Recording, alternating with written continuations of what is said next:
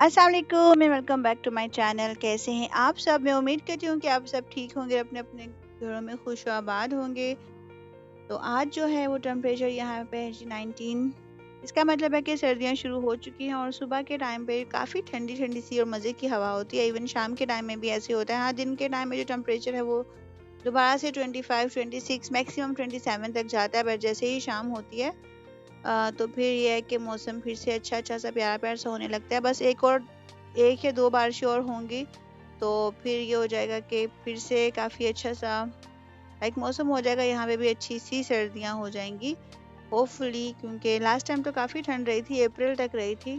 खैर इस साल तो हमने इंशाल्लाह फ़ेब के एंड या मार्च फर्स्ट वीक में पाकिस्तान चले जाना है। और आप मुझे बताइए कमेंट सेक्शन में कि आप सबको कौन-सा मौसम पसंद है? मुझे सर्दियों का मौसम बहुत ही ज़्यादा पसंद है, बहुत ज़्यादा अच्छा लगता है। यही वजह है कि अभी सर्दी होने के बावजूद मैं जो है मॉर्निंग वॉक को नहीं छोड़ रही हूँ। 15-20 मिनट के लिए मैं ज़रूर आती हूँ।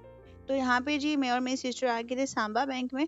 उसने अकाउंट ओपन करवाना था। एक दिन पहले वो आई थी, तो वहाँ पे ये लिखा हुआ तो है कि 24 आवर्स सर्विस, बट 2:30 को यहाँ पे बैंक बंद हो जाता है। उनके वर्किंग आवर्स लिमिटेड हैं। हाँ, बस एटीएम मशीन्स और ये सब जो है वो चलता रहता है। यहाँ पे मैं बस आपको ये एक व्यू दिखाना चाह रही थी किंग अब्दुल्ला ग्रैंड मास्क का, या किंग अब्दुल्ला ग्रैंड मस्जिद कहते हैं इसको।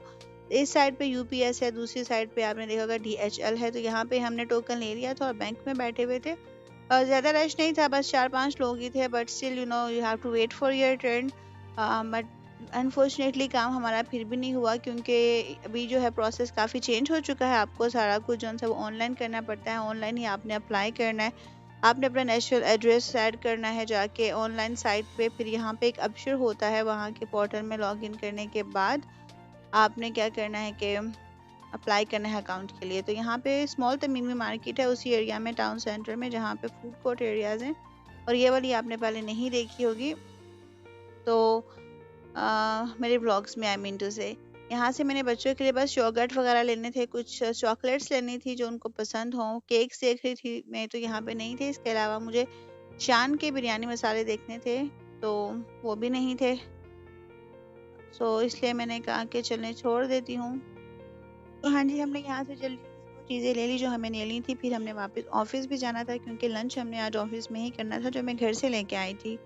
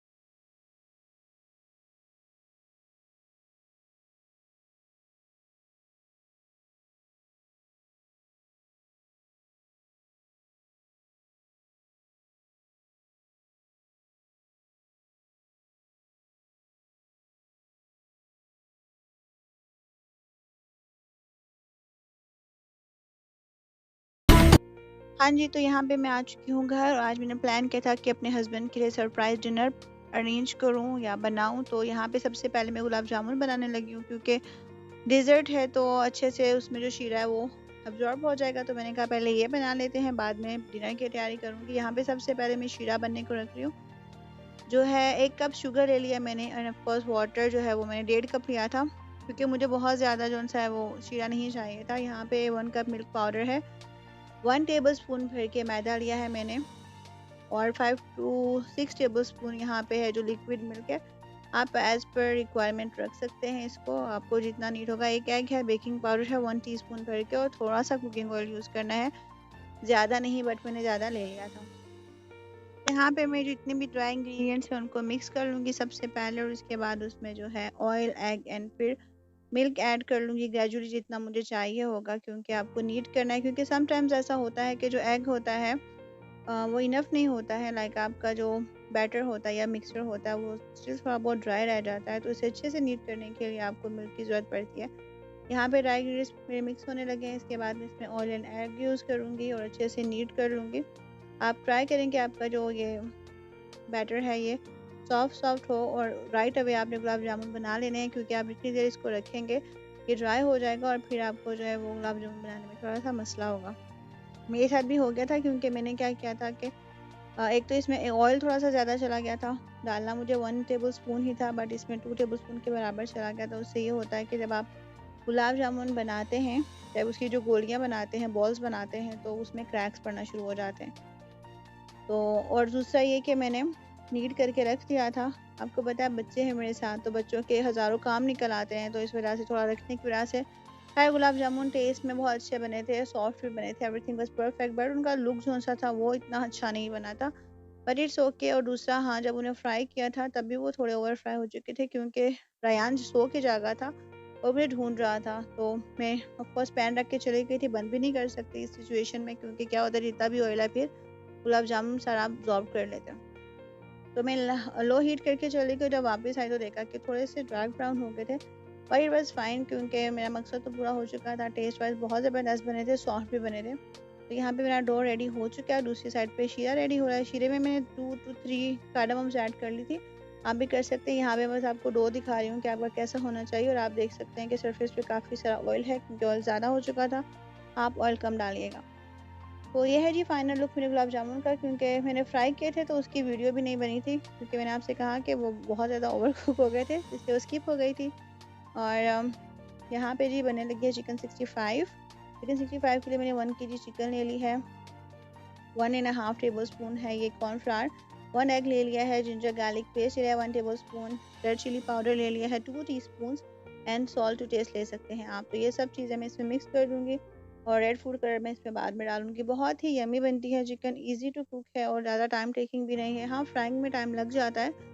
हाँ, तो बेटर ये होता है कि आप इसके पीसेस को थोड़ा छोटा रखें, और दूसरा ये कि आप इसको 2 to 3 आवर्स के लिए मैरिनेट करके रख दें, तो ये है कि चिकन अंदर से जल्दी से गल जाती है। बोनलेस होती है तो वैसे भी जल्दी ही बन जाती है।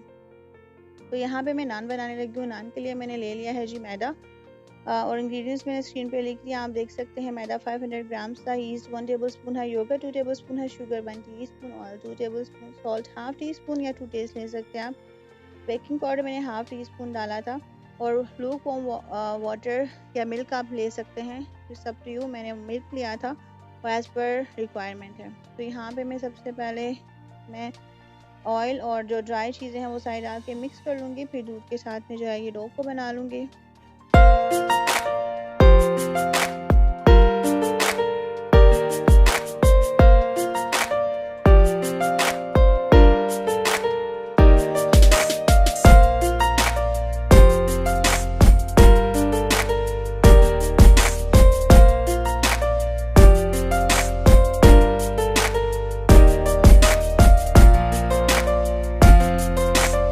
जी, डो मेरा बन के रेडी हो चुका है, उसको मैं ढक के रख दिया है वार्म प्लेस पे, और यहाँ पे चिकन फ्राई हो चुकी है, और दूसरी तरफ जो है मैं नान भी बना रही हूँ। बेल के रख लिए थे मैंने, क्योंकि मैंने तवे पे बनाने होते हैं, तो आपकी मर्ज़ी है कि आपको मोटे रखने या पतले रखने। यहाँ पे मैं चिकन 65 को दम लगाने लगी हूँ, और दम के लिए मैंने हरा धनिया ले लिया है, ज़ीरा लिया है, हरी मिर्चें ली हैं, और थोड़ा सा ऑयल लिया था, और यहाँ पे बनने हैं जी नान।